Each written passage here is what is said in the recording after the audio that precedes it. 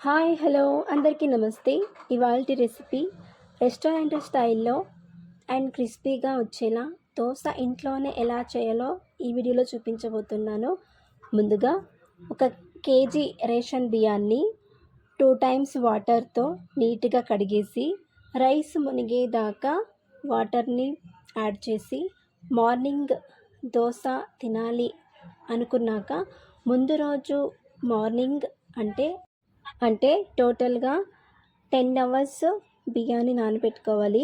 తర్వాత మినపగుళ్ళు ఒక 1/4 కిలో అండ్ శనగపప్పు ఒక 50 గ్రామ్స్, ఒక 1/2 టేబుల్ స్పూన్ మెంతులు, ఇవి కూడా 2 టైమ్స్ వాష్ చేసేసి సేమ్ టైం నానబెట్టుకోవాలి.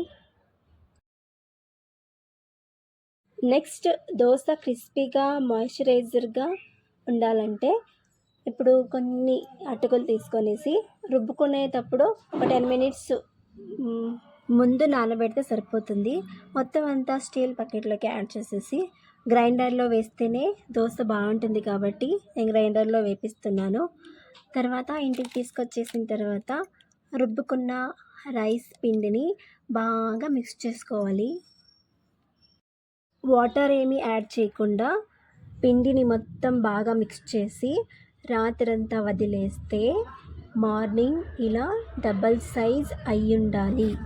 అంటే ఉబ్బి ఉండాలి లేదా పర్మనెంట్ అయి ఉండాలి. అవ్వకపోతే దోశ అస్సలు టేస్టీగాను ఉండదు, క్రిస్పీగాను ఉండదు. ఇది గుర్తుపెట్టుకోండి. మీకు తగినంత దోశ పిండిని ఒక బౌల్లోకి తీసేసుకొని తగినంత సాల్ట్, కొంచెం షుగర్ యాడ్ చేసి ఒక 2 మినిట్స్ బాగా మిక్స్ చేసేసి వేడెక్కిన దోశ ప్యాన్ పైన కొంచెం వాటర్ చల్లి ఉల్లిపాయతల రుద్దేస్తే దోశ నీట్గా వస్తుంది. దోశ పిండిని ఒక గరిటె తీసుకొనేసి ప్యాన్ పైన ఇలా నిదానంగా స్ప్రెడ్ చేసుకోవాలి.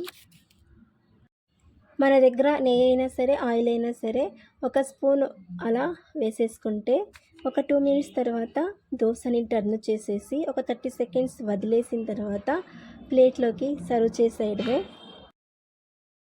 ఇలాగే టిఫిన్కి అవసరమైన దోశలన్నీ నీట్గా వేసేసి ఇంట్లో వాళ్ళకి చేసి పెట్టండి. చాలా టేస్టీగా క్రిస్పీగా రెస్టారెంట్ టేస్ట్ ఉందని పొగుడుతూ తింటారు. తప్పకుండా ట్రై చేయండి. ఎలా వచ్చిందో కమెంట్ సెక్షన్లో మెసేజ్ చేయండి. ఇలాంటి మరిన్ని వీడియోస్ చూడాలనుకుంటే నా ఛానల్ని సబ్స్క్రైబ్ చేసుకోండి. ఫ్యామిలీకి ఫ్రెండ్స్కి షేర్ చేయండి. Thank you for watching. Keep smiling.